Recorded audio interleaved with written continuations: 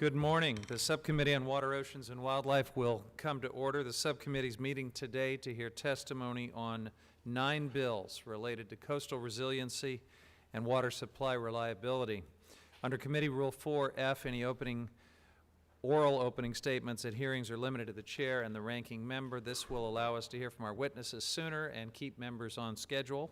I therefore ask unanimous consent that all other members' opening statements be made part of the hearing record if they're submitted to the clerk by 5 p.m. today or the close of the hearing, whichever comes first. Hearing no objection, it is so ordered.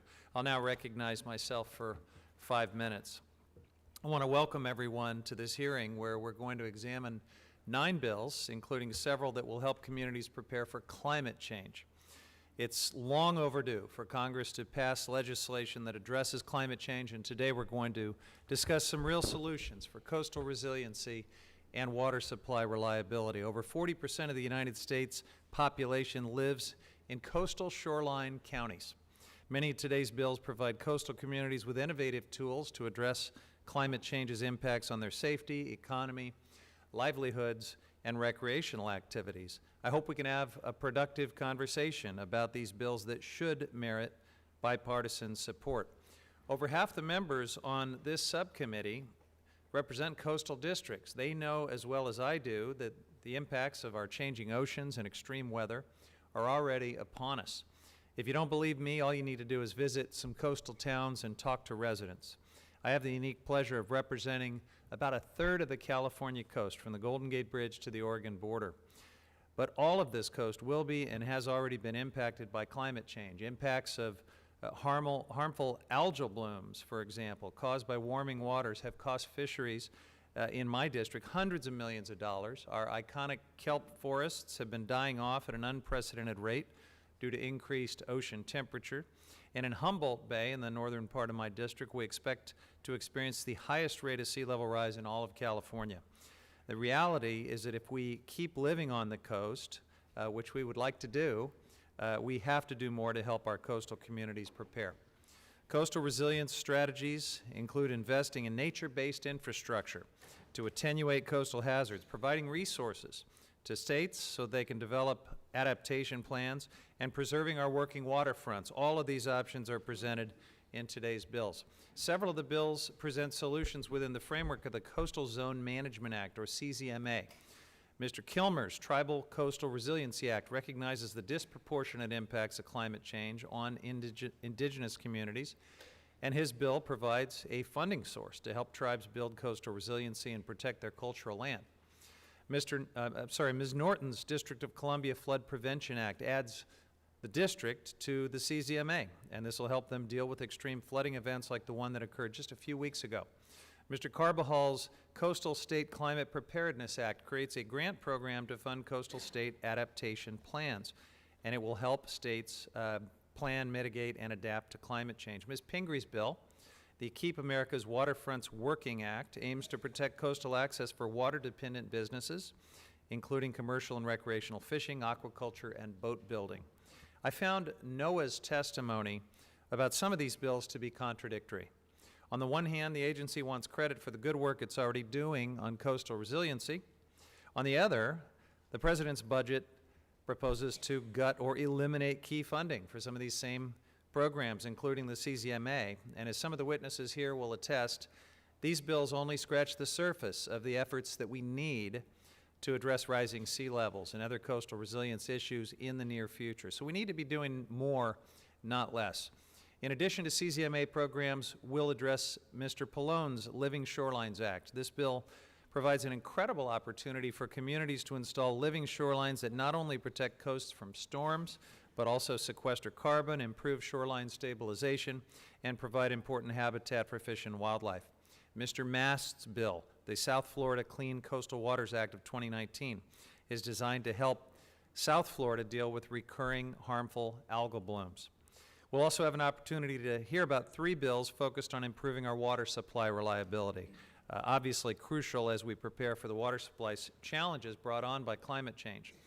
The Desalination Development Act, authored by Mr. Levin, reauthorizes the Bureau of Reclamation's Desalination Project Grant Program. The bill prioritizes forward-thinking approaches to desal, including harnessing renewable energy for plant operations, and encouraging projects that reduce reliance on unreliable, far-flung water exports. Desalination is an essential component of an all-of-the-above water supply strategy, and the bill recognizes the critical need to use all tools available to meet Western water needs. We'll also hear about Mr. Negus's bill to reauthorize a successful endangered species conservation program on the Platte River in central Nebraska. This program has brought states, conservationists, water users, and federal agencies together in a collective effort to restore habitat while allowing responsible water use. It's a bipartisan bill co-sponsored by the entire delegations of Colorado, Nebraska, and Wyoming, 3 states that have partnered on this program for the past 12 years. And finally, we'll consider Mr. Harder's Water Resources Research Amendments Act, a bipartisan bill that reauthorizes a program supporting water research institutes housed at universities in every state in the nation. These institutions provide the scientific groundwork we need to tackle a variety of water management and water quality problems around the country. So lots of bills before us today. I look forward to a good conversation about each of them, and with that I'll recognize Ranking Member McClintock to say a few words. Thank you, Mr. Chairman. The subcommittee meets today to hear 9 bills ranging from amendments to the Coastal Zone Management Act, to harmful algal blooms in Florida, to the Water Resources Research Act and water desalination. H.R. 729 by Mr. Kilmer creates a new grant program within CZMA to fund tribal coastal zone objectives. The legislation authorizes $5 million in already appropriated funds to go towards these tribal needs. I do have concerns with the impact this would have by siphoning money otherwise allocated to coastal states. I'd also note that the bill makes the Alaska Natives Corporation eligible entities. With all due respect to Alaska, I don't think that for-profit corporations should be eligible for this funding. H.R. 2185 by Ms. Holmes Norton would allow the District of Columbia to participate in CZMA and be eligible for grants. This would make the district the first qualifying entity under the law that is neither a coastal nor a Great Lakes state. Congress should be wary of establishing such precedent that would directly allow non-coastal states to compete with coastal states and territories. Of the bills directly amending the CZMA, some are especially ill-advised. H.R. 3115 by Mr. Pallone, the Living Shorelines Act of 2019, directs NOAA to establish a duplicative grant program at $300 million. When enacted, it was the view of Congress that each state had different coastal needs and priorities, and that states were in the best practical and constitutional position to manage these resources. This legislation strays from the intent of CZMA. It inserts federal priorities into a state-inspired program. I think we can all agree that burdening this program with federal bureaucracy runs contrary to its fundamental framework. H.R. 3541 by Mr. Carbajal creates yet another grant program within CZMA. It directs the Secretary of Commerce to administer climate change adaptation project implementation grants to states that have adaptation plans approved by the Secretary. These grants are to address several conservation concerns already addressed under current law. On top of this, it includes an unlimited, open-ended authorization of appropriations to carry out these duplicative grants. Finally, H.R. 3596, the Keep America's Waterfronts Working Act by Mr. Pingree, establishes a $12 million taxpayer-funded working waterfront preservation loan fund and a $12 million working waterfront grant program. This bill asks the American public to front the cost of a local community's loan and carry the liability of default. It would seem to be, much like my views on Western water infrastructure, that a true beneficiary pays model would be more appropriate. H.R. 335 by Mr. Mast would require the Interagency Task Force on Harmful Algal Blooms and Hypoxia to prioritize the study of the impacts of algal blooms in South Florida. H.R. 3237 by Mr. Negus reauthorizes the Platte River Recovery Implementation Program through 2032. The program is widely supported in the region, and this legislation is co-sponsored by the entirety of the affected state delegations and comes with a more reasonable authorization. H.R. 3510 by Mr. Harder reauthorizes Water Resources Research Institutes at a total of $10 million annually over 3 years, with funded studies such as implications of climate change and biofuel development for Great Lakes region water quality and the impact of rural water supply systems on property values. I think our taxpayer dollars could be more wisely used to ensure water to our constituents. We finally have H.R. 3732 by Mr. Levin, which reauthorizes funding for water desalination. Funding for desalination was included in the WIN Act as part of a bipartisan package of reclamation provisions. Those provisions, which also included surface water storage funding, operational flexibility in California, and water recycling and reuse funding, were the result of hard work and compromise. It was truly a bipartisan effort. H.R. 3732 falls far short of this. Instead, we're considering only one of the Reclamation WIN Act provisions, one which continues to be the most expensive way of producing water. This year, over 22 million acre-feet of fresh water was allowed to flow into the Pacific Ocean because we have nowhere to store it for the next drought. Yet many on the other side of the aisle seem perfectly content to pay 4 times as much to take that water back once we have lost it from the ocean. This is a simple calculus to believe in policies of water abundance or shortage. H.R. 3732 fails to learn from the past. We should instead reauthorize the entire WIN Act and ensure water abundance in future droughts that are sure to come. With that, I yield back. All right, thank you. To start things off, I'd like to welcome the lead sponsors of today's bills who are here to make some remarks. Mr. Levin of California is the lead sponsor of H.R. 3723, the Desalination Development Act. Mr. Levin, the floor is yours for 5 minutes.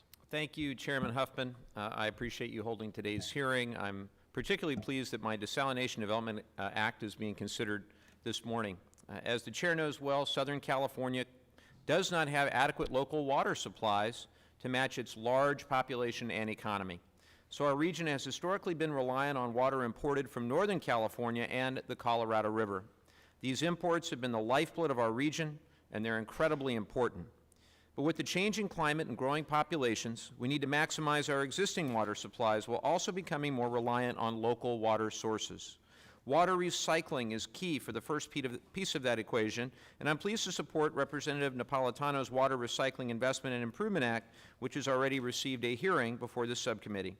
As for expanding local water sources, desalination is an important tool in Southern California.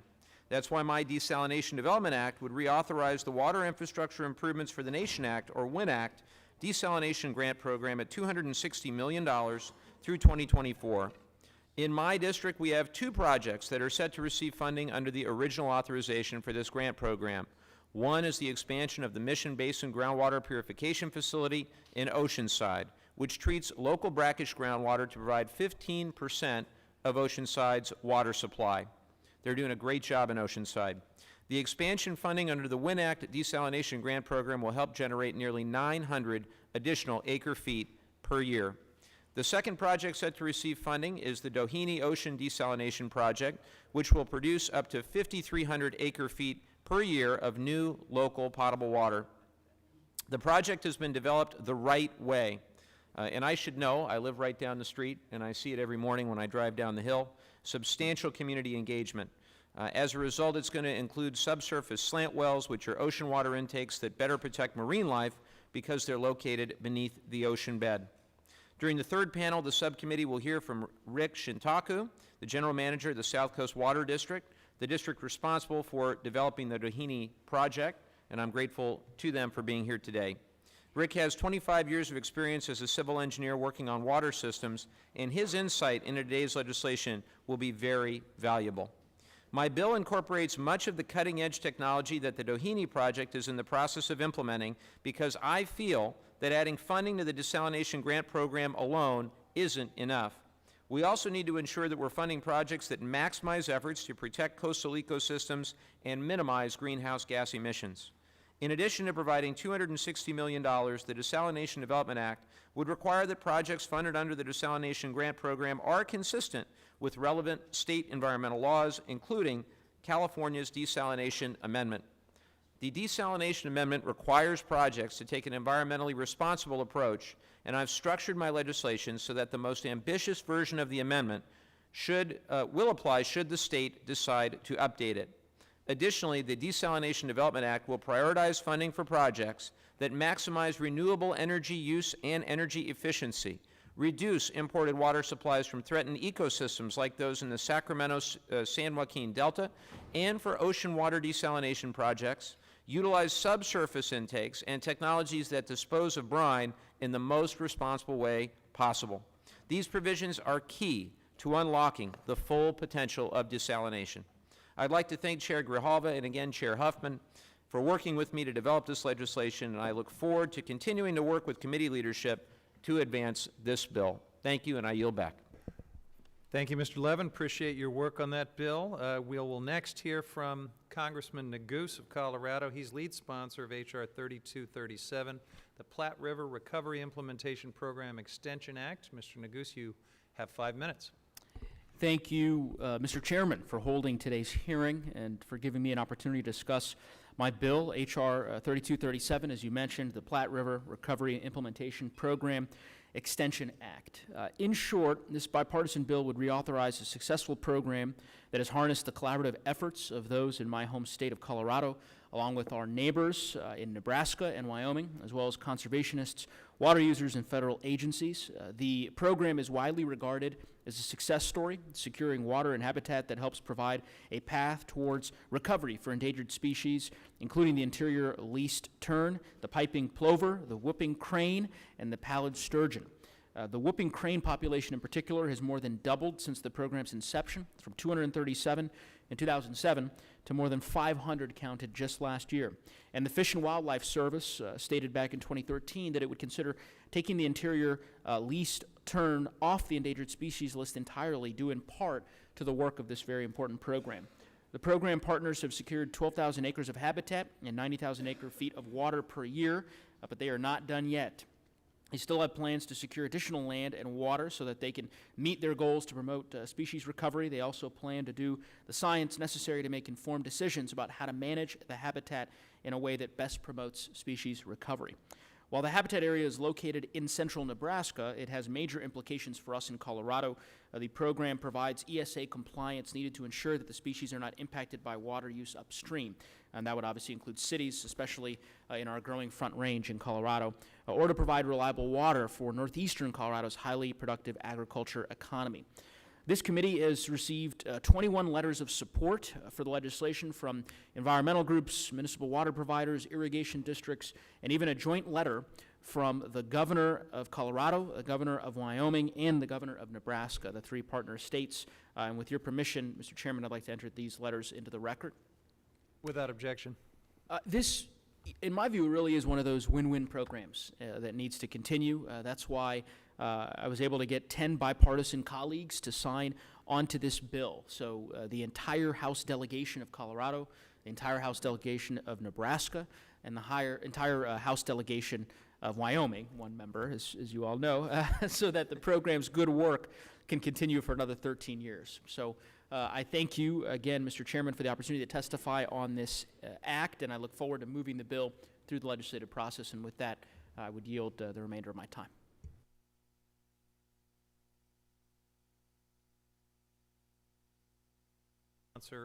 Sorry about that. Ms. Holmes Norton is the lead sponsor of H.R. 2185, the District of Columbia Flood Prevention Act of 2019. Ms. Norton, you're recognized for 5 minutes. Welcome. Thank you, Mr. Chairman. I very much appreciate today's hearing.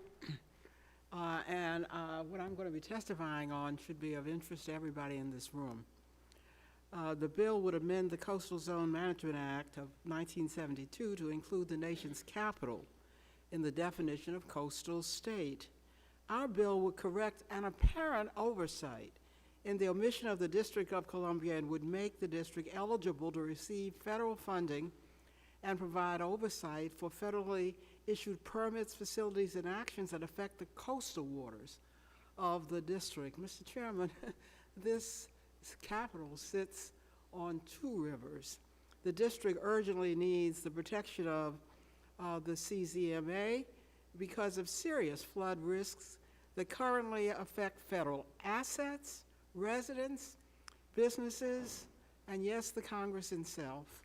including the National Mall and the cluster of downtown federal agencies. In an effort to reduce coastal flood risk, Congress has authorized a number of programs to help states and territories, yes, even the territories, respond to floods and mitigate risks through resiliency projects. Among the programs, the CMZA provides planning, technical services to assist in protecting, restoring, and developing coastal communities and resources. Once the federal government approves the state's coastal management plan, the state becomes eligible for grants. Federal actions must be consistent with state plans and vice versa. Even though the district is located on two rivers and has suffered substantial coastal floods in the past, the district was omitted from the list of eligible states and territories in the CZMA. This probably was an oversight because the CMZA was passed in 1972 before the district achieved home rule. Remember, the district was governed from the Congress. Of note, under Section 304 of the CMZA, coastal states include the states and the territories, all of them, Puerto Rico, Virgin Islands, Guam, Mariana Islands, Pacific Islands, American Samoa, absent from this deficit zone is your own capital, even though the district, including the federal complex, is under a serious threat from rising sea levels. Because territories are included in the definition of coastal states, it appears that the DC's omission is a mistake which only Congress can correct. Scientists have predicted that the tides on the Atlantic coast could rise 2 to 4 feet by the year 2100, causing property damage worth $7 billion in the district to be routinely under threat of flood waters. The damage not only includes private homes and businesses, but the National Mall, our federal buildings, 3 military bases located in the district as well. The Anacostia and Potomac rivers are both tidally influenced, showing tangible saltwater effects and fish, and are part of the intertidal zone existing between high and low maritime tides. In addition, the Maryland and Virginia coastal zones each include tidal Potomac River, the Maryland's zone ending at the district line. Because of these factors, the district should be eligible for the CZMA, just like the states and territories already listed in the CZMA. I would like to submit 2 letters of support, Mr. Chairman, for the record. The first is from Mayor Muriel Bowser, and the second from the D.C. Council, joined by local business owners as well as local, national, and environmental groups. I strongly urge my colleagues and you, Mr. Chairman, and your committee to support this legislation. I very much appreciate the opportunity to testify. I thank the gentleman. Those letters will be entered into the record without objection. The chair now welcomes and recognizes Congressman Brian Mast of Florida. He's the lead sponsor of H.R. 335, the South Florida Clean Coastal Waters Act of 2019. Mr. Mast, you have 5 minutes. Thank you, Mr. Chairman, and members of the committee. I very much appreciate the opportunity to speak to you today on this bill, H.R. 335, as you stated, South Florida Clean Coastal Waters Act. This bill specifically, it authorizes a comprehensive study of harmful algal blooms and hypoxia in South Florida. This has been conducted in a number of places around the country. Now, the importance of this study specifically is who it's conducted by. It's conducted by the Harmful Algal Bloom and Hypoxia Research and Control Task Force, which is a collaboration of 13 federal agencies. And when they get together and work on this, they report out blueprint for coordinating resources of the federal government toward environmental strategies that jointly develop with the South Florida stakeholders in this issue. And that's where I think it becomes so vitally important to have this partnership from those experts. Now, harmful algal blooms, they exist in a number of places around the country. Wherever they exist, they're causing massive fish kills that result in thousands of floating corpses, if you've ever witnessed that.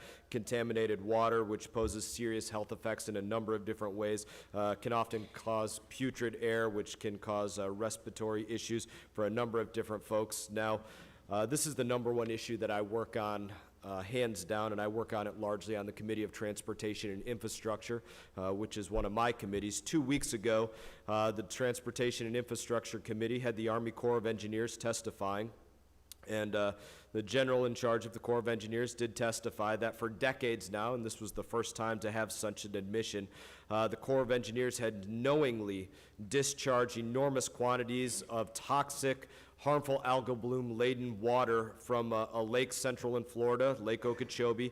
Often 4 million gallons a minute is the tune to the amount of water they were discharging of this toxic water into my district. It was quite an admission. And one of the toxins that makes this so dangerous is cyanobacteria specifically. And I've also been working a great deal with the EPA to get them to put a number on what level of cyanobacteria, what quantities are actually harmful for human contact. And just a couple of weeks ago, the EPA, after many letters written to them, finally put a number on what they consider toxic for human health. And they put that number at 8 parts per billion, too toxic for humans to come in contact with.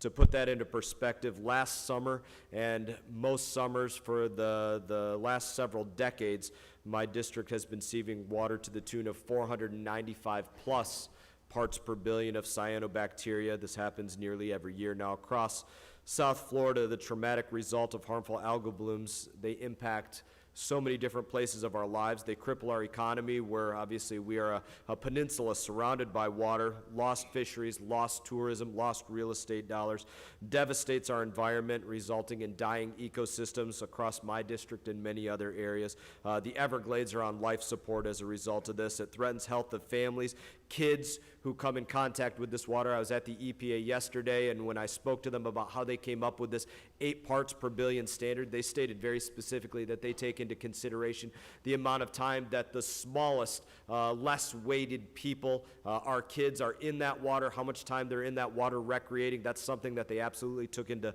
consideration when they made that recommendation of 8 parts per billion.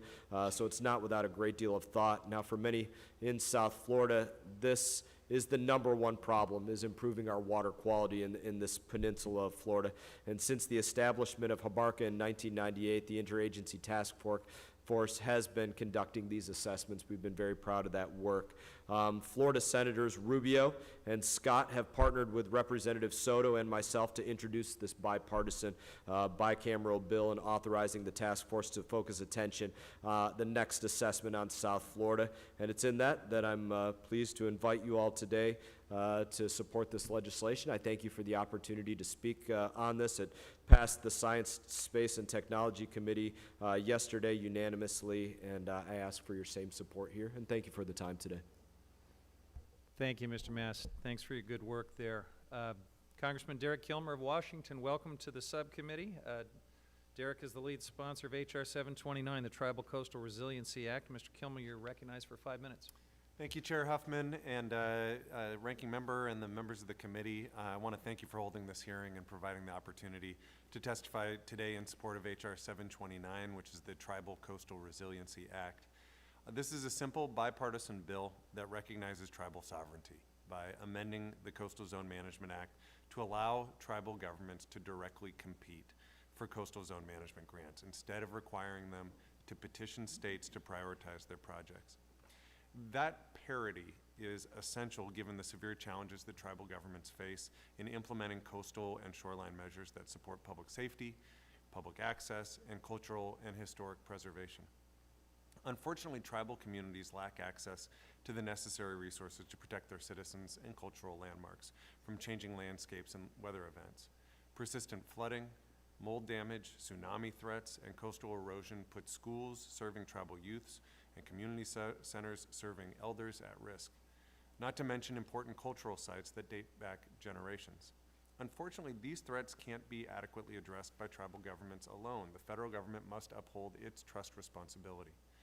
As someone who grew up on the Olympic Peninsula of Washington State, I know firsthand the challenges faced by tribal communities. But it wasn't until I visited places like the Quileute Tribal School in La Push, or the Lower Tahola village of the Quinault Indian Nation, and the historic villages of the Hoh and Makah tribes, that I truly understood the imminent threats facing these communities. When you have a child care center that is just a stone's throw or 2 stones throw away from the ocean, your community is at risk. When your community's only health center is literally in the tsunami inundation zone, your community is at risk. When rising sea levels are already putting people's lives and property at risk on an annual basis, your community is at risk. When 100-year floods, defined as floods so bad that they should only occur once every 100 years, have become a regular occurrence, your community is at risk. And Congress should be taking steps to lower those risks and provide more resources to tribes across the country. The challenges of severe storms and increased flooding are affecting communities throughout our country. In my district alone, there are 4 tribes that are actively working to relocate their communities to higher ground. But this is not a simple process. Before they can move, they need the capital to invest in planning and constructing basic infrastructure. And unfortunately, the limited federal resources available are even less accessible to tribal communities. That's why this legislation is so important. Washington State does a pretty good job, I think, of trying to take the limited resources it receives under the CZMA and prioritize the projects they fund throughout our state according to need, including those that benefit tribal communities. But tribes shouldn't have to rely on states to prioritize their projects. As sovereign nations, they deserve parity with states and should be allowed to compete directly for these funds. This bill resolves that inequity by creating a dedicated set-aside within the Coastal Zone Management Grant Program to award competitive grants to tribes that are struggling to finance projects that will enhance their coastal resiliency and protect their people and way of life. I'm grateful that the committee is working to advance this important legislation.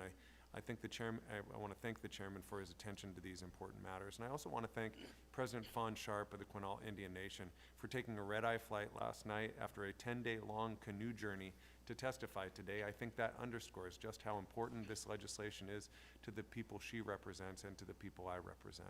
So I want to thank you again, Mr. Chairman, and to the ranking member and the members of this committee for your consideration of this bill. It really does matter. Thank you. Thank you, Mr. Kilmer. Next up, Mr. Salud Carbajal of the second most beautiful part of California will be speaking on H.R. 3541, the Coastal State Climate Preparedness Act. Mr. Carbajal, you're recognized for 5 minutes. Thank you, Chairman Huffman, and certainly you need to visit my district a little bit more. Thank you for the opportunity to testify before this subcommittee in support of my bipartisan legislation, H.R. 3541, the Coastal State Climate Preparedness Act. Mr. Chairman, I am here today because we know that climate change is real, and we need to take action.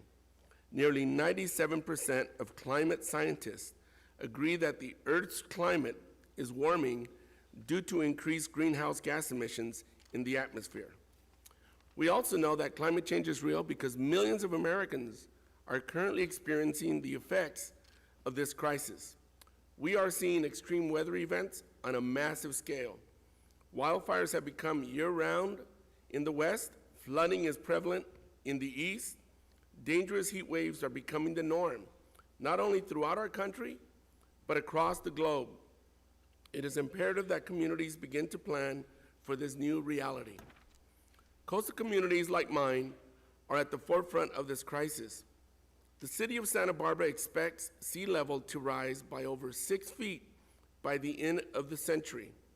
In San Luis Obispo County, Morro Bay conducted a vulnerability assessment that found the city and its infrastructure are susceptible to the threats of rising sea levels. It identified major infrastructure like Highway 1 and the Morro Bay waterfront as being at risk to the impacts of rising sea levels. These are valuable assets that support San Luis Obispo County's $1.2 billion tourism economy.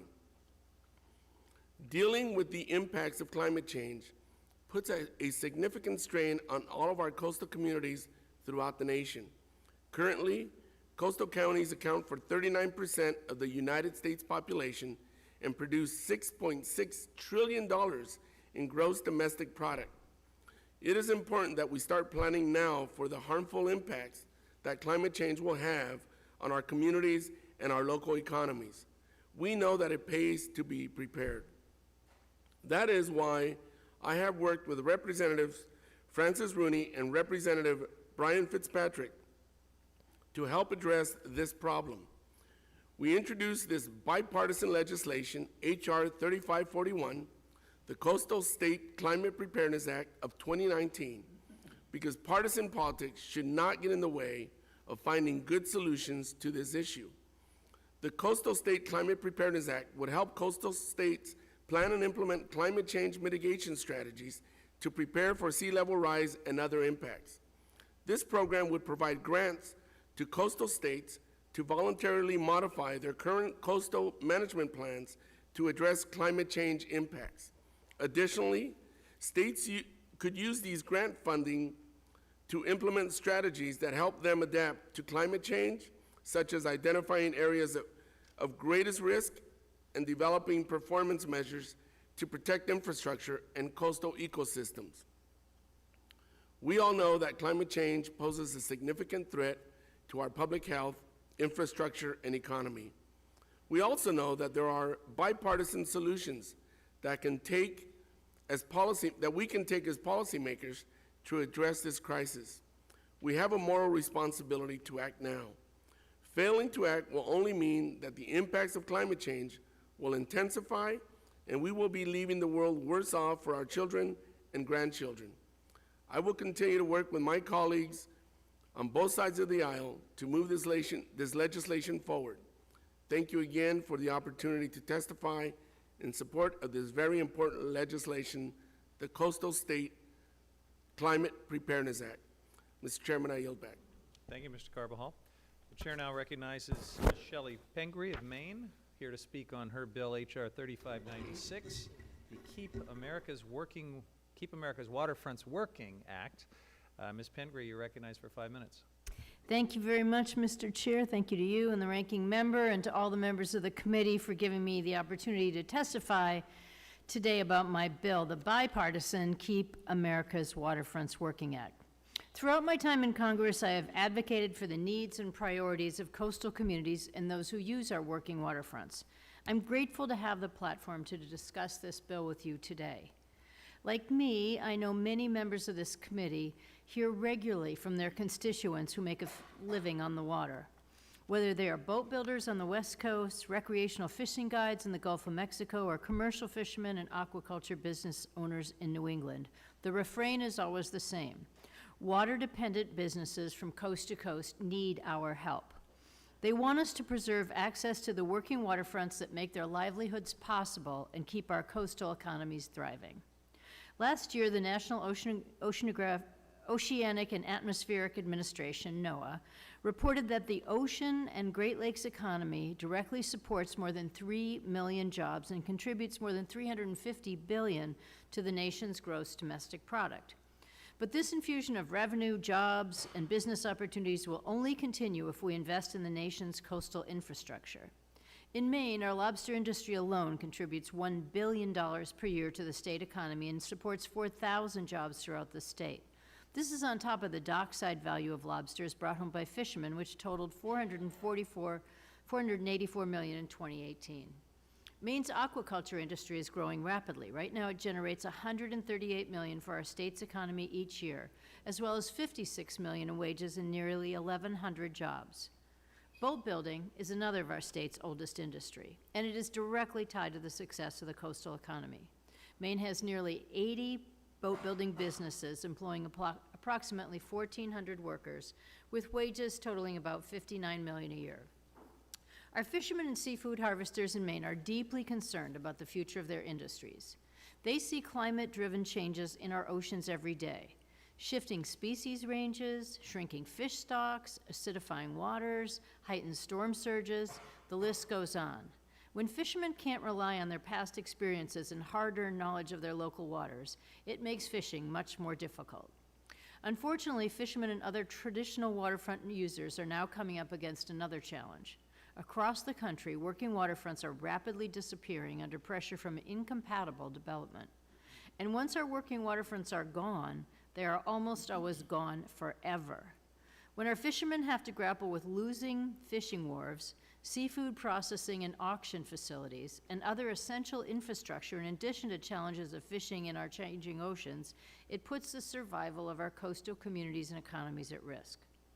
It's up to elected leaders to support the industries that our coastal communities depend on.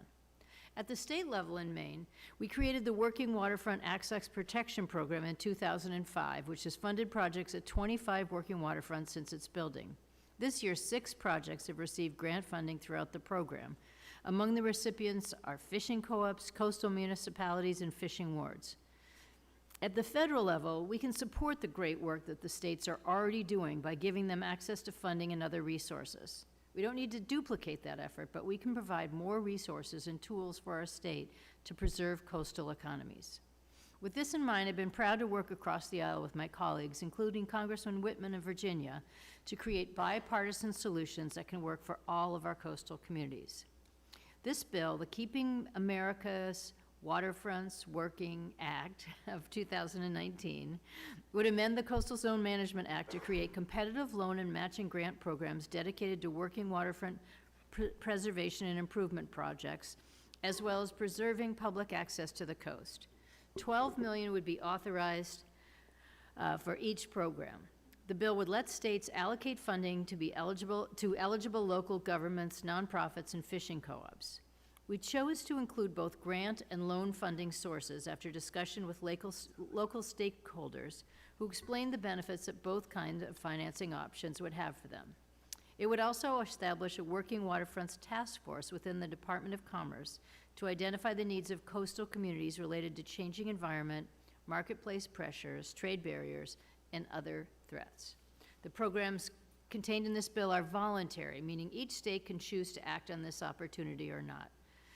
It's been gratifying to hear so many of the proposals to solve the problems facing our coastal communities at today's hearing. I strongly believe that working waterfronts are an integral part of our coastal communities and traditions, and we must do our part to make sure they survive into the future.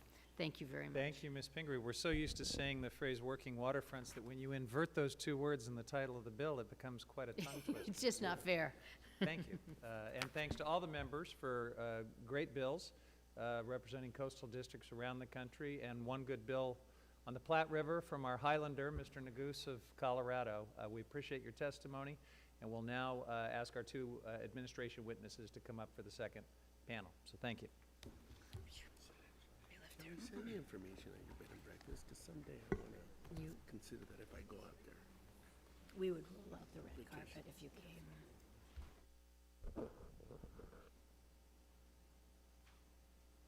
As the first panel is leaving, I'll go ahead and briefly introduce our 2 administration witnesses that are joining us today.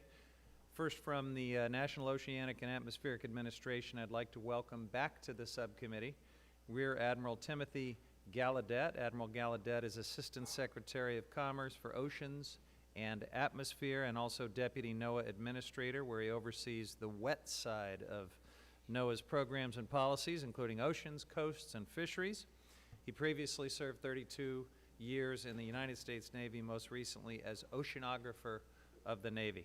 Following Admiral Gallaudet, I'd like to welcome Mr. Karl Stock from the Bureau of Reclamation to testify. Mr. Stock is the Acting Director of Policy Administration at the Bureau, where he has served for over 18 years.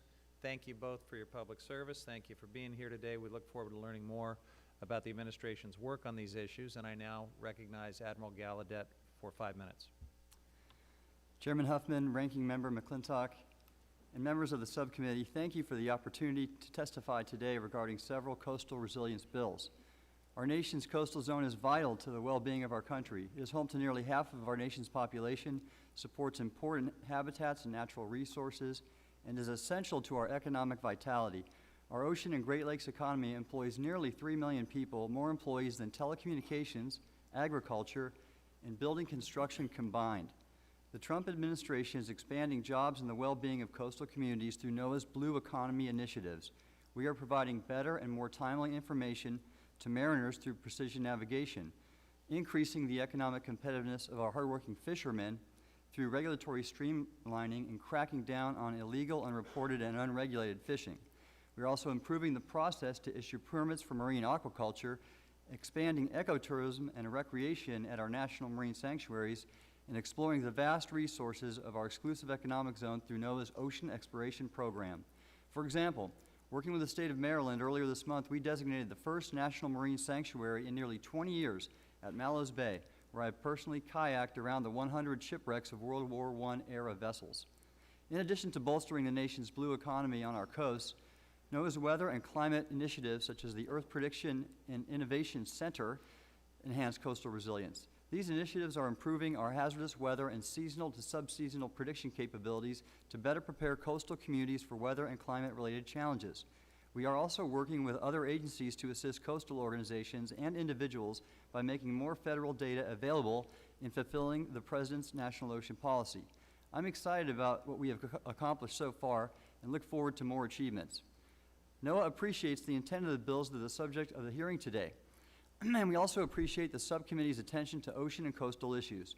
I point your attention to the fact, though, that we are already fulfilling the intent of most of these bills through programs mandated by other legislation. For example, for H.R. 3115, NOAA appreciates its intent and notes that we currently provide financial and technical assistance to coastal communities for the use of living shorelines through existing programs. NOAA encourages the use of living shorelines as a shoreline stabilization technique where appropriate. Regarding H.R. 2185, NOAA needs additional time to review it, but given the district's coastal geography, we acknowledge the benefit from having access to technical assistance and financial resources through the National Coastal Zone Management Program. NOAA also needs additional time to review H.R. 729 to better understand the tribal coastal zone objectives so that stabilization measures adhere to a process and avoid any adverse effects to nearby beaches or other coastal resources. NOAA understands the goals of H.R. 3596 and recognizes the economic, cultural, and historical value that working waterfronts provide coastal communities. And our blue economy initiatives are indeed, in part, intended to retain working waterfronts. NOAA's concern here is that we have previously experienced challenges with communities repaying loan programs for economic development. NOAA appreciates the intent of H.R. 3541 as well and supports resilient coastal communities. However, under the CZMA, coastal states already have discretion to use funding to develop and implement climate adaptation plans, and many states are doing that already. We also appreciate the intent of H.R. 335 and efforts to combat harmful algal blooms and hypoxia. We would appreciate working with staff on clarifying the language in this bill as it moves forward. This hearing comes at an important time. Our coastal populations are growing all across the country, increasing the demand for NOAA data and services. I've visited NOAA personnel and assets on every coast, several Great Lakes, and the territory of Puerto Rico, and I have seen firsthand the tremendous benefits that American citizens receive from NOAA's impressive coastal resilience activity. We are a trusted and essential partner with state and local governments, academia and science institutions, businesses and companies, and private citizens in these regions. I'm proud of the extraordinary employees at NOAA who so often put others before themselves, and it is an honor and privilege to represent these fine public servants. Thank you for the opportunity to testify before you today, and I will be happy to answer any questions. Thank you, Admiral. The chair now recognizes Mr. Stock for 5 minutes. Welcome. Good morning, Chairman Huffman, Ranking Member. I'm Karl Stock, Acting Director of Policy at the Bureau of Reclamation. Thank you for the opportunity to provide the Department's views on these pieces of legislation. The subcommittee has my written statement for the record, so I will use my time to address a few key points. With regards to H.R. 3237, the Platte River Recovery Implementation Program Extension Act, the Platte River Recovery Program continues to be a successful model for federal, state, and local collaboration in order to protect water and power programs while improving endangered species within the Platte River Basin. Reclamation believes that programs like this are a significant benefit to both people and species. H.R. 3237 reauthorizes the Interior Department's continued participation in the program, allowing for an extension through 2032. If the authorization expires, regulatory certainty for water and power users within the Platte River Basin could be lost, jeopardizing the continued operation of reclamation and other projects in the basin, and it could also have detrimental effects on the delivery of water and power to reclamation customers. With regards to H.R. 3723, the Desalination Development Act, the act would broaden the eligibility for an eligible desalination project to include private projects in certain circumstances, which is a significant departure from 117 years of reclamation's practice of partnering with public entities. In addition, H.R. 3723 authorizes significantly higher appropriations for desalination projects and includes detailed prioritization criteria for the Secretary and the Commissioner to use in making funding decisions. Reclamation encourages a diversity of resources as part of the overall water supply strategy as provided by the WIN Act, which included storage, water recycling, and desalination. While our current successful desalination program is a part of that strategy in certain geographic locations, it is Reclamation's view that a more comprehensive approach that includes storage would be a more effective solution across most of the West. For example, this committee was a crucial part of finalizing the drought contingency plans legislation and is well aware of the key role that significant storage along the Colorado River played in providing water reliability over the recent long-term drought on that system. Thank you, and I look forward to your questions.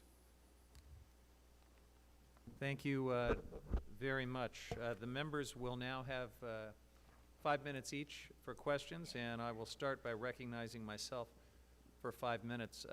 Admiral Gallaudet, I would like to begin with you. The LA Times recently reported that the National Marine Fisheries Service prepared a biological opinion on about July 1st of this year that concluded the Bureau's proposed operations of the Central Valley Project and the State Water Project would jeopardize the continued existence of species listed under the ESA. Is this correct that a biological opinion was signed off on by multiple NOAA staffers and cleared by the service attorneys on or around July 1st?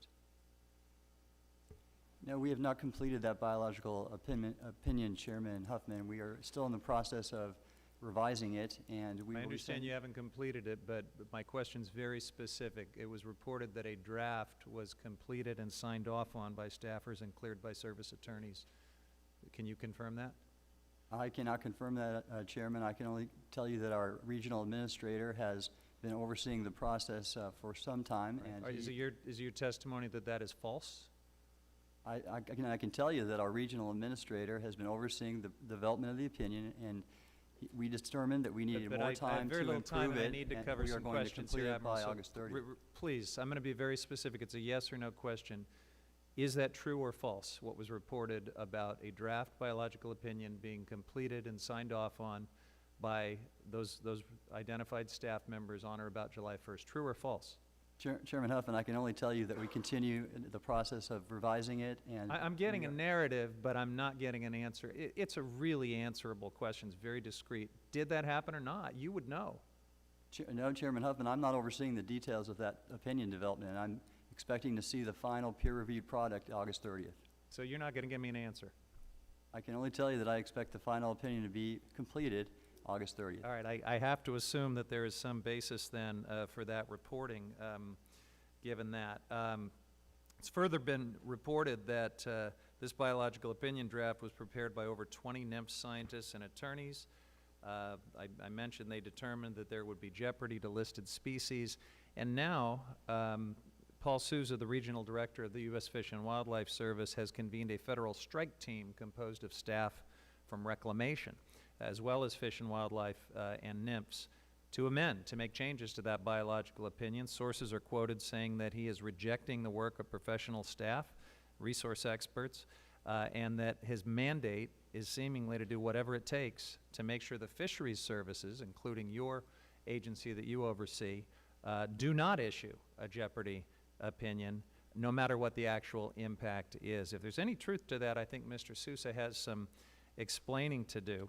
But I need to ask about this new strike team and ask if you would confirm, please, whether, in fact, this has been set up. Chairman Huffman, my knowledge is that our career biologists have been working on this opinion and continue to do so. Our leadership has been consistent on the West Coast with the regional administrator overseeing it. Right, so I'm getting these narratives that chew a lot of my time, but I'm asking real specific questions, Admiral. Did this happen or not? By this, I can only tell you that I know that we continue to work. Did Mr. Sousa create a new team that includes representatives from the Bureau to make changes to the draft biological opinion? Chairman Huffman, all I am aware of is that the three agencies, Bureau of Reclamation, mine, the National Marine Fisheries Service, as well as the Fish and Wildlife Service, agreed that we needed more time to complete the opinion, and they're in the process of finishing it. Would you agree with me, Admiral, that it would be unusual to have an agency like the Bureau of Reclamation, which is the regulated agency, actually working on the biological opinion that the fish agencies are supposed to produce? I can't comment on the Would Bureau's you agree that it's responsibilities. unusual? Have you ever seen it happen before? I don't have much experience, Chairman, in biological opinion production, so I can't tell you if it's novel or not. Never seen it before? I can't comment either way, Chairman. So, Admiral, will you, we obviously need to know if this biological opinion is being improperly influenced. That's an important part of this committee's jurisdiction and the job that we are supposed to do. Will you commit to provide this committee any draft biological opinions prepared by NOAA, along with any comments received in response from Reclamation and affected water contractors? Chairman Huffman, I trust our regional fisheries leadership in the West Coast, and when we receive the final biological opinion, we'll share that with the committee. Will you commit to produce any drafts? I will share the final opinion with the committee, Chairman. Well, Mr. Gallaudet, I want you to come back before this committee prepared to give us a legal justification for why you cannot share the requested information. I think I'm making a reasonable request here. If you're asserting a privilege based on a deliberative process, this committee will require you to prepare a privilege log listing the documents you're withholding, the exact privileges you're asserting, and why each applies. As you know, the courts have held that deliberative process privilege disappears when there's any reason to believe government misconduct has occurred, and that certainly seems to be a possibility in this case. With that, I will recognize the ranking member for 5 minutes.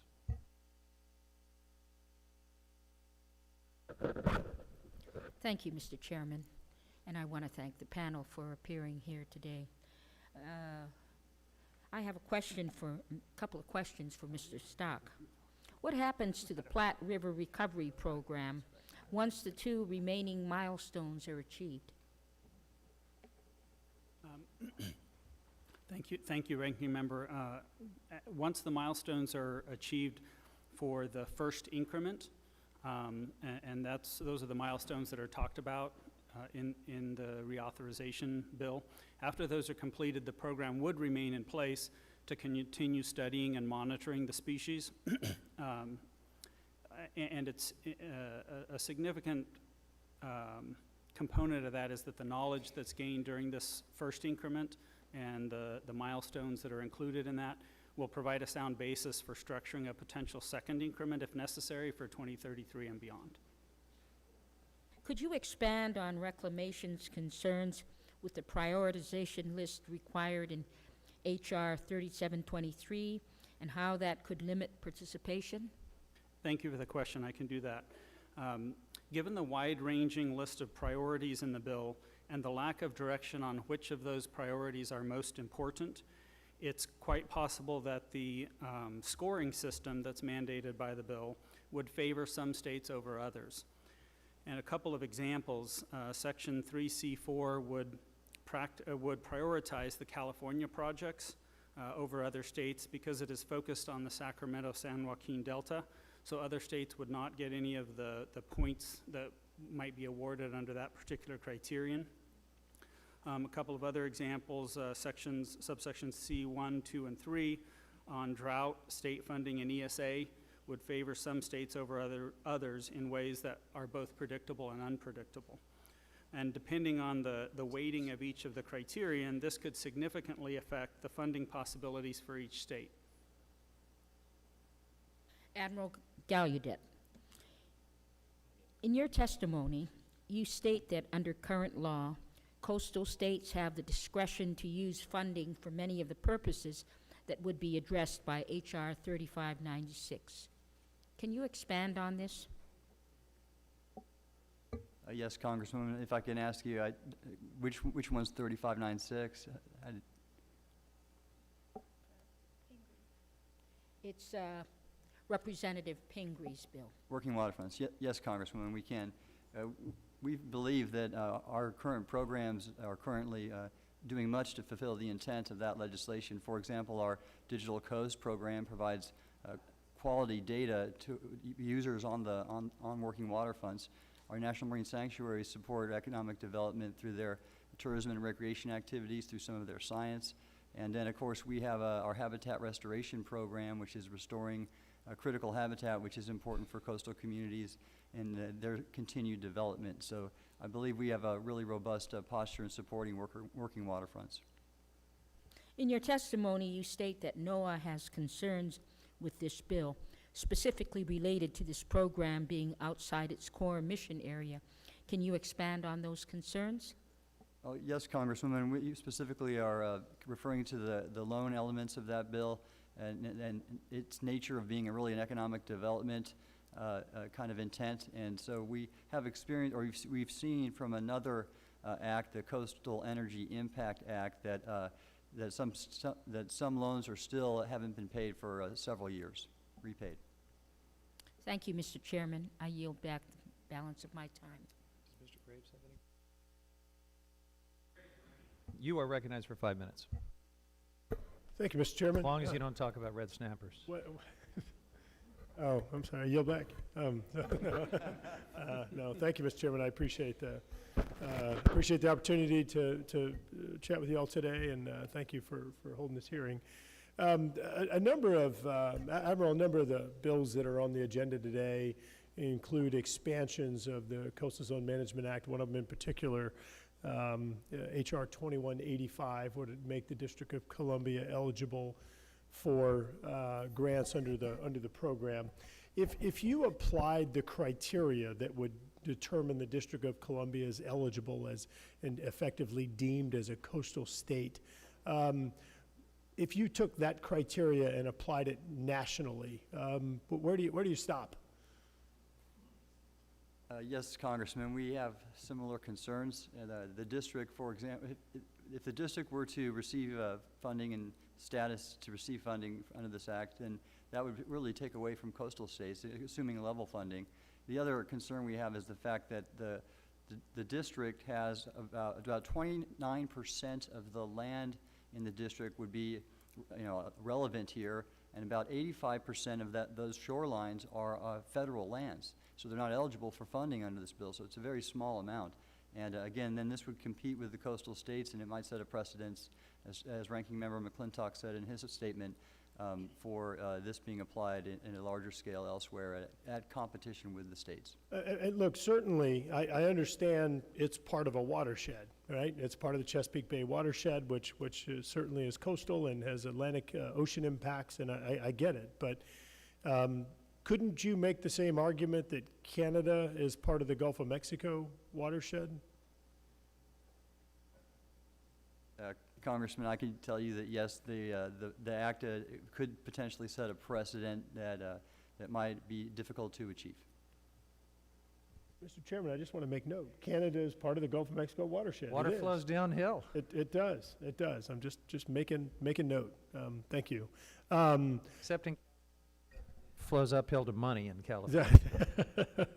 Look, you and I have talked before. We've got excess water. We're more than happy to send it to y'all at any time. Just let us know. You can come bottle it yourself. Similar, or I guess pivoting a little bit, but over on the hypoxia legislation, the first one, H.R.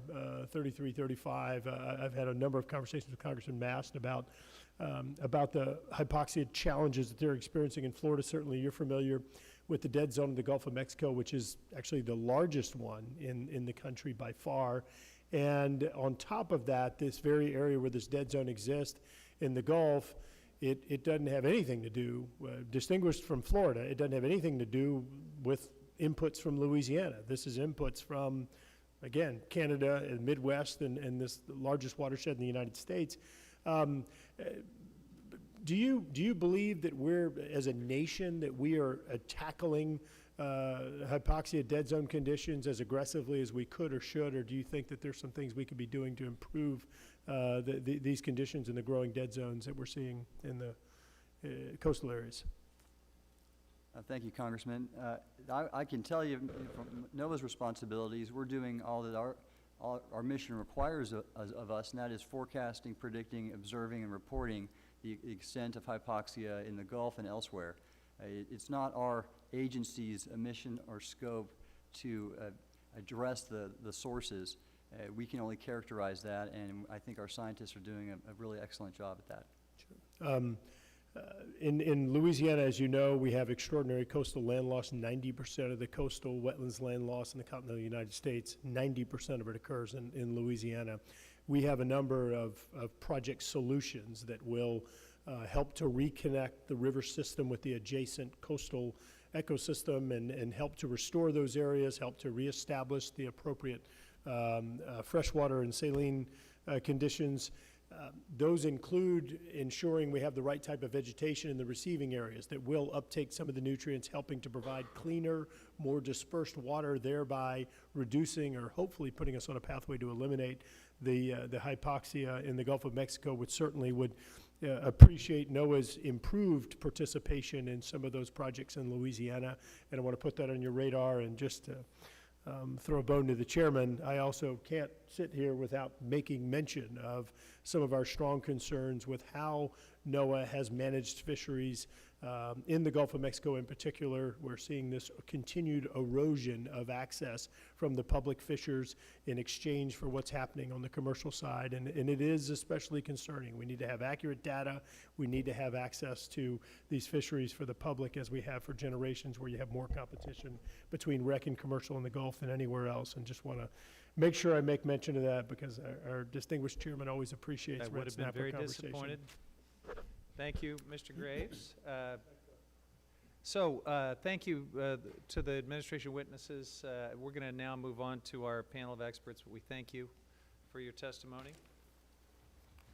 And Likewise. as we are excusing the administration witnesses, I'll go ahead and introduce the expert panel that we're going to hear from next. The first three witnesses will be providing their expertise on the coastal resilience themed bills, and the final two will be testifying on the water management bills. So first we will hear from Ms. Fawn Sharp.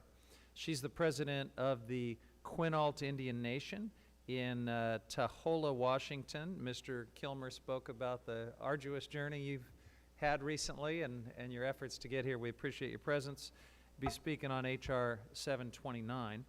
Next will be Ms. Emily Steinhilber, who is the research assistant professor at the Commonwealth Center for Recurring Flooding Resiliency at Old Dominion University in Norfolk, Virginia. She'll be speaking on HR 3115, 3541, and 3596. Following her, we'll hear from Mr. J.P. Brooker, who works for Ocean Conservancy as a senior manager and policy counsel for Florida Conservation. He'll speak on HR 335, HR 3115, 3541, and HR 3596. And then moving over to the water side, the next witness will be Rich Walters, the Director of Conservation at the Nature Conservancy in Nebraska. He'll obviously be providing his expertise on HR 3237. Last but certainly not least, we'll have Mr. Rick Shantaku. He is the general manager of the South Coast Water District in Laguna Beach, California. He'll be testifying on HR 3723. So let me remind all the witnesses that under committee rules, they must limit their oral statements to 5 minutes. However, doesn't prevent your entire written statement from being entered into the record. That will happen. When you begin your testimony, there'll be a green light. At the 1 minute point, that light will turn yellow, and when it turns red, I will remind you to please wrap up.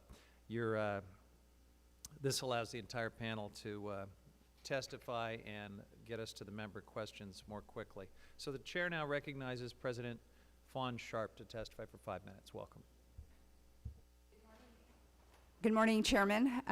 First of all, I want to thank you for your leadership in convening this hearing. I also want to thank the committee members, and I especially want to thank Congressman Kilmer for his very active leadership, advocacy, and partnership with the Quinault Nation in the issues that we're facing, the imminent harms of our coastline. My name is Fawn Sharp. I serve as president of the Quinault Indian Nation. I'm only the 9th president since the turn of the last century. So I've come to enjoy this work. Early in my presidency, I found out about the impacts of climate change. A tribal elder pulled me aside, took me to the upper Quinault, explained how the river system has been changing, talked about the depletion of our prized blueback sockeye salmon. And in that first 6 months of my presidency, I really wanted to understand the true impacts and what's causing the rapid decline of our fisheries resources. I convened a briefing of our team of scientists, the team of scientists from the Northwest Indian Fish Commission and others that I could reach out to.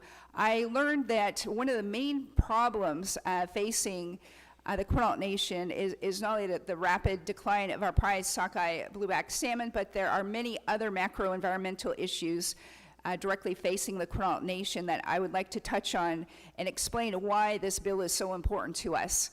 So to the far east of the Quinault Nation, we have 4 glaciers that feed the mighty Quinault River. I personally took a helicopter over the Anderson Glacier, fully expecting to see a glacier. I saw nothing. I saw dirt. I saw a very small, shallow pool of murky water, but there was not a glacier. 6 months ago, I took another helicopter flight up to see how the White Glacier was doing, and I learned that it has rapidly receded in the last 8 years. To the far west, we are facing rapid sea level rise. The 2 villages where we primarily have residents, the village of Tahola, which is our basic headquarters, and Queets, are both having to relocate to higher ground. This is a massive effort, $65 to $100 million project. These communities are where we have our schools, our jail facility, our post office, our main store, our schools, our Head Start, our daycare, our elders programs. All of those facilities are going to have to be moved to higher ground. We are geographically now classified as living below sea level. And so with any storm surge, and that's happened, I've had to declare 4 states of national emergency at the Quinault Nation. I've been in a situation where I've received a warning that we are going to have a high tide, and in just a moment's notice, trying to figure out how am I going to evacuate 1,000 residents, some elders who are on dialysis and other needs, and it's just been very stressful to try to figure out how we are going to do both short-term and long-term fixes to address the coastal dangers that we're facing.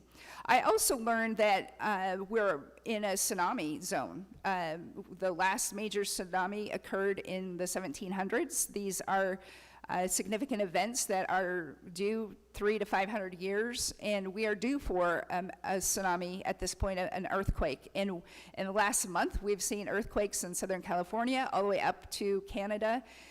We are located in the Cascadia subduction zone, which is a very vulnerable area. Should we sustain a significant earthquake, our emergency hazard reports have established that we could face up to a 50-foot high water surge, and that would wipe out the entire village.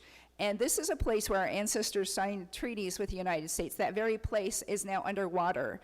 There are elders that have reported that in their lifetime when they were children, they could stand on our shore and see the length of a football field, and now the shore is encroaching upon our village. And so this is an issue where we have tremendous need, and as Congressman Kilmer pointed out, I've spent the last 2 weeks on the ocean. 2 weeks ago yesterday, I launched at Quinault, pulled a canoe up into Macau. It was a 14-hour in the Pacific Ocean. We went into the Straits of Juan de Fuca, into the South Puget Sound, up into the Salish Sea to near the Canadian border. And I feel so strongly about this issue. I wanted to personally take a red-eye flight last night. 24 hours ago, I was pulling a canoe in the Salish Sea, and I wanted to be here to, one, express my gratitude to you for your leadership, and to humbly and respectfully ask that you support the tribal needs for parity. We absolutely need to have parity with states. Scientists around the world are not only recognizing that indigenous populations are disproportionately impacted, we have very few, little to no resources. And so this bill is vitally important that we achieve parity with the states. And with that, I thank you for your leadership, and I thank you for your time and the invitation. Well, thank you very much. The chair now recognizes Ms. Steinhilber for 5 minutes. Thank you, Mr. Chairman, Ranking Member, and members of the subcommittee for the opportunity to discuss this legislation that can empower our coastal communities to adapt to rising waters and add to the toolkits our communities use for adaptation. My name is Emily Steinhilber, and I direct Old Dominion University's Commonwealth Center for Current Flooding Resiliency, the CCRFR, as well as other strategic efforts to support coastal resiliency at the University in Norfolk, Virginia. I also live in Virginia Beach, between the ocean and the Lynnhaven River, down the street from where I grew up. Resilience is not just a professional issue for me, it is also a personal one for me and my colleagues. Similarly, Old Dominion's commitment to coastal resilience is also born out of necessity. We conduct research in our natural test bed, but also open our parking garages to our neighbors during flooding events. Established in 2016 by the General Assembly, the CCRFR engages the expertise, resources, and intellectual vibrancy of Old Dominion University, William & Mary Law School's Virginia Coastal Policy Center, and the Virginia Institute of Marine Science, or VIMS, in support of building resilience to rising waters. My statements today are my own and do not represent the position of the university or the Commonwealth. With limited resources and great need, adaptation strategies must realize co-benefits. Living shorelines enhance water quality, well-being of residents, and flooding resiliency. Working waterfronts contribute to our vibrant economies and communities and are often our first line of defense to rising waters in Hampton Roads. Located at the mouth of the Chesapeake Bay, our economy is based upon its connection to water. Through the port, tourism, and national defense, we're home to over 18 military facilities. We face some of the highest rates of relative sea level rise in the world.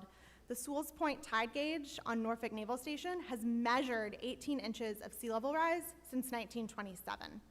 Relative sea level rise rates are almost 2 millimeters per year higher than the global rate due to a slowing Gulf Stream and subsidence in our area, coupling together to create a hot spot. Annual precipitation and heavy precipitation days are trending upwards, overwhelming our stormwater systems and saturating the region. Following recent rain-based flooding events like Hurricane Matthew, residents have demanded action. And though federal support like this is imperative, Virginia is taking action now. Executive Order number 24, signed in 2018, increasing Virginia's resilience to sea level rise and natural hazards, directed the Commonwealth to develop a comprehensive coastal resilience master plan. The Secretary of Natural Resources, who also serves as our Chief Resilience Officer, and the Special Assistant to the Governor for Coastal Adaptation and Protection are leading plan development. And while they have the support of many, additional funding is needed for implementation. The federal support proposed in H.R. 3541, the Coastal State Climate Preparedness Act, could provide financial support for future iterations of planning, and funds realized through the grant program proposed in 3115, the Living Shorelines Act, could also support implementation of natural and nature-based solutions. Resilience at its core is a local issue. Localities in Virginia are actively planning and investing to solve their vulnerability issues with the tools we have available. The bills we are considering today could fill that toolbox a little bit further. The Shoreline Bill could support proposed natural and nature-based solutions as part of the City of Virginia Beach's comprehensive sea level rise planning, as well as a citywide green infrastructure plan in Norfolk. While working waterfront support could support upgrades to wharf on our rural eastern shore as part of the resilience to-do lists developed by a team from the University of Virginia, Old Dominion University, and the Virginia Coastal Policy Center at William & Mary. Virginia's 2016 Working Waterfronts Master Plan, supported by our wonderful partners at the Coastal Zone Management Program in Virginia, provides policy recommendations at all levels of government and identified sea level rise as a stressor on working waterfronts in both our rural and urban communities. H.R. 3596 aligns with the federal recommendations for action to adopt a National Working Waterfront Preservation Act by providing assistance to implement that plan. Virginia's coastal communities have always lived with the water, and with resources, we are up to the challenge of living with more water. Thank you for prioritizing our coastal communities and working to provide the critical federal support to empower our communities to thrive with water. Thank you. Thank you, Ms. Steinhilber. Chair now recognizes Mr. Brooker for 5 minutes. Thank you, Chair Huffman and Ranking Member McClintock, and thank you to all the members of the subcommittee for this opportunity to provide testimony on an issue that's near and dear to my heart. My name is J.P. Brooker, and I am the Senior Manager and Policy Counsel for Florida Conservation for Ocean Conservancy, an environmental nonprofit centered on global marine conservation. I'm also a native Floridian, born and raised on the Indian River Lagoon in Brevard County, and I'm currently based in St. Petersburg on the Gulf of Mexico. My family first came to Florida from the Bahamas in the 1850s, settling in Key West and later in Tampa. People in my family have been anglers, divers, and sailors for generations. I've always felt an indelible, almost spiritual connection to the coast that has been my backyard and my playground from my earliest memories.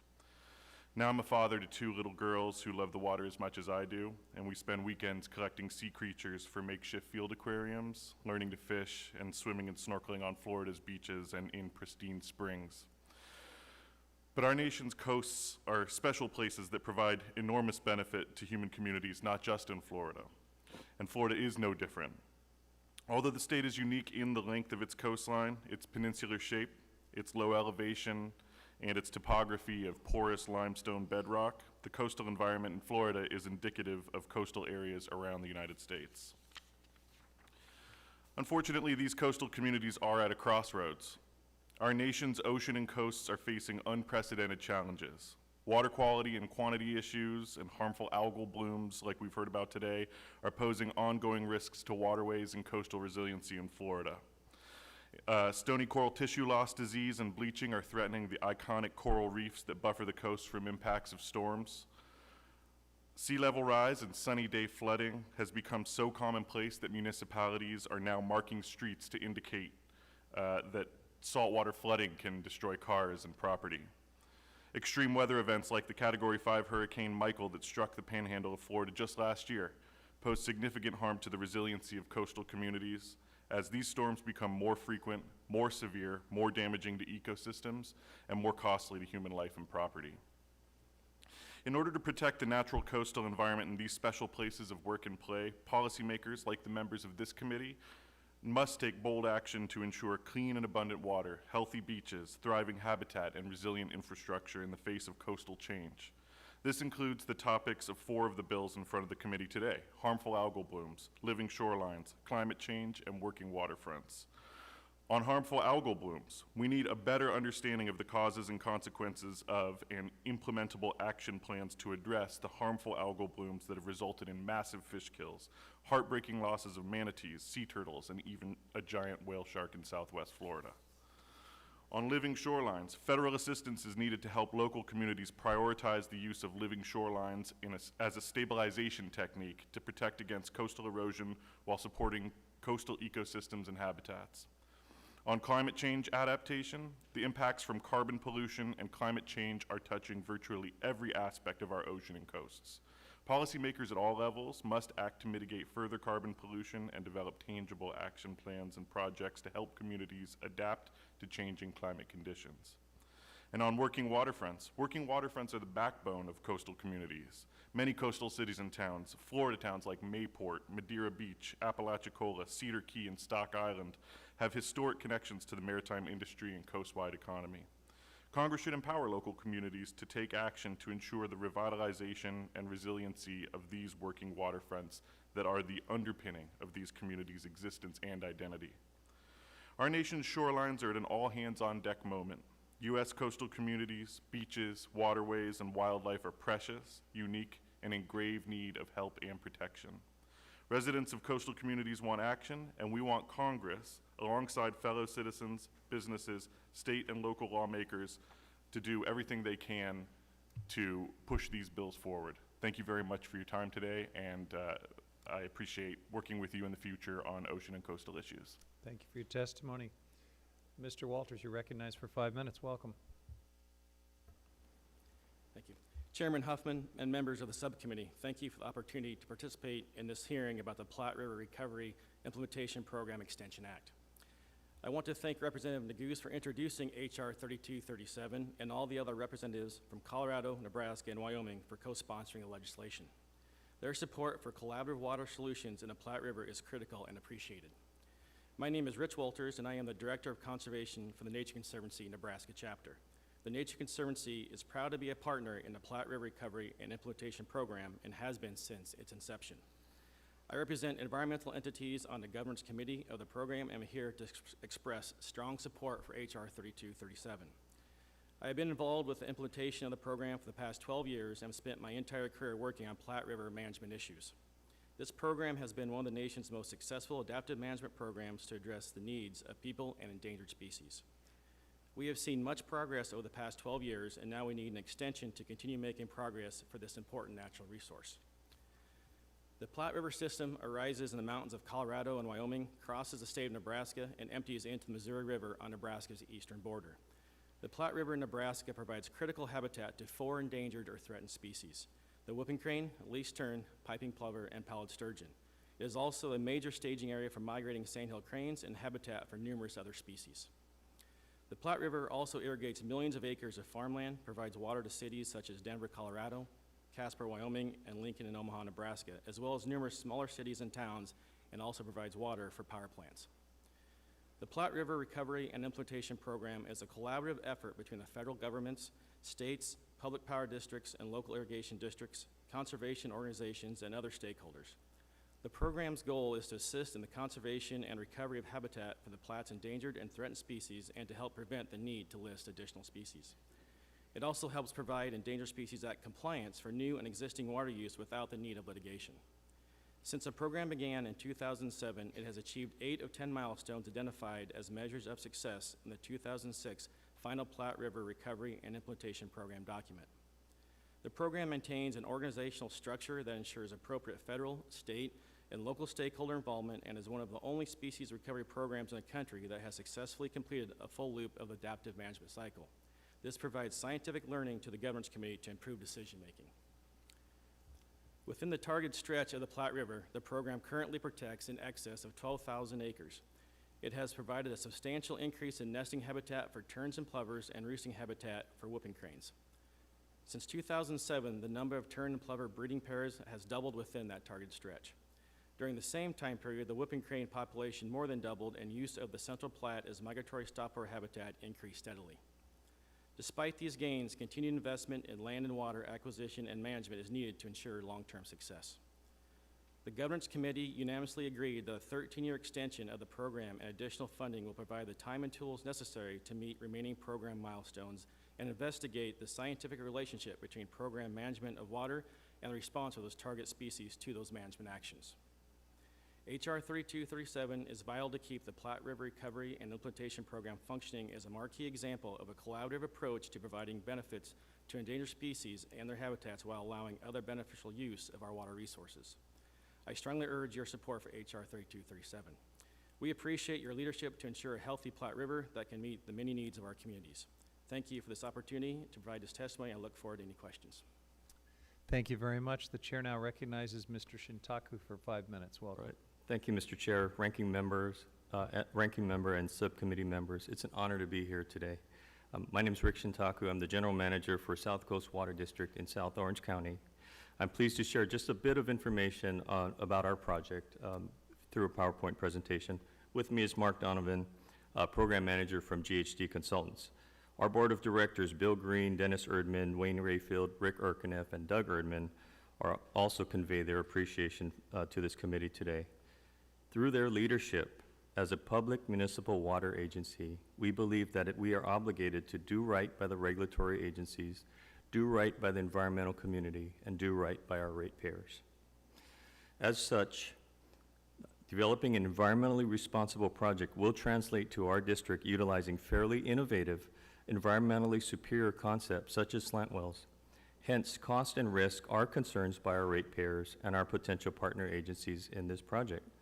Enhancement of grant opportunities such as this will give this and other environmentally responsible projects a chance to move forward in a cost-effective manner. So our service area basically is on the coastline from South Laguna Beach through Dana Point. We have a population of 36,000 and over 2 million visitors annually. We're 85 to 100% reliant on imported water from Metropolitan Water District for our drinking water supplies, who in turn receives their water from the Bay Delta and Colorado River Aqueduct. We are in the drought-prone area of South Orange County, and as such need to develop local supplies. In fact, Metropolitan Water District, our water wholesaler, has a goal to develop an additional 460,000 acre-feet a year of local supplies, including ocean desal, by the year 2040. So I'm not going to go through this in full, but our district has engaged in conservation, brackish groundwater recovery, recycled water, and stormwater capture as part of our balanced portfolio, and we are leaders in a number of these categories. When looking at our reliability, there are two primary drivers of this project. One is for drought, the other is for emergencies. So what you see here on this exhibit, you see 5 fault lines between our Deemer treatment plant in Yorba Linda and our service area. And if any of these fault lines were to rupture our major conveyance lines, we need to plan for a 60-day outage. We currently, us and a number of the agencies nearby, have about 7 to 10 days of storage capacity. We're also very concerned about the primary conveyance system, such as a state water project, and we could also lose water for another year or so, or for a year or so. So we convened a water reliability study through our public work group, and we determined to move forward with the Doheny desal project. This project is capable of treating 5 MGD, million gallons per day, with the ultimate capacity of 15 million gallons per day. What makes this project unique is it's about 1,000, the district owns 20 acres and 10 acres to be used for this project, approximately 1,000 feet from the shoreline. The geology is good for slant wells, and the regional water transmission lines are adjacent to the site. There's also an existing treated wastewater ocean outfall running under the site. So the slant wells would be fully submerged. It's a recommended approach by state and federal regulators and consistent with the ocean plan, because we're also discharging the brine through an existing wastewater outfall. The district is also committed to renewable energy. The district has committed on June 27th to a 100% carbon neutral project. The features of the project would also include on-site solar and state-of-the-art energy recovery devices.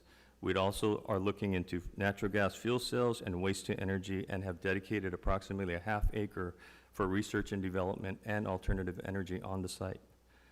The high-level project timeline is we've recently certified the EIR. In the next year, we'll be working on permitting and contract development, and with the potential operations of the project in late 2022.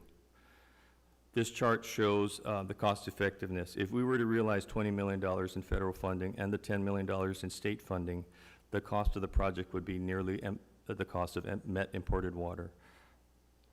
And lastly, the district's financial solvency also promotes project implementation. We have a debt service coverage of 3.3 and high unrestricted reserves at 177%. That would conclude my statement. Thank you again for the opportunity to testify on the behalf of HR 3723. Thank you. Thank you, Mr. Shintaka. Sounds like a model project. Appreciate your testimony. So we want to thank this panel of witnesses. Don't read too much into the absence of members here.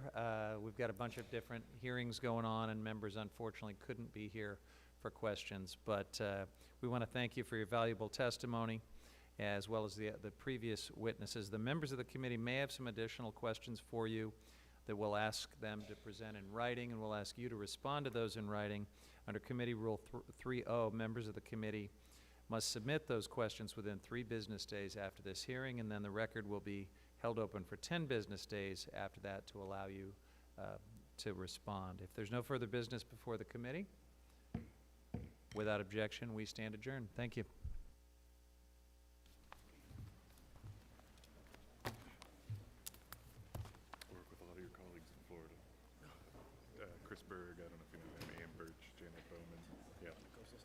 On a lot of coastal stuff, yeah. Cool. Yeah, I mean, I know you guys are huge. So. We are. I mean, yeah. Hopefully it's all positive. Oh, I love them. Yeah. Very helpful for sure. Good. Thank you so much. Thank you. Oh, thanks. Oh, yeah. Oh, nice. Oh, you did? With who? Okay. Oh, nice. Very nice. Where are you from? Right. But you made your way down to the Everglades. Oh, that's good. Everyone should spend some time in the Everglades. Yeah. Yeah, I love it. Oh my God. Yeah. Yeah, sounds like quite an experience. Yeah, well, thanks for this. It was great to participate.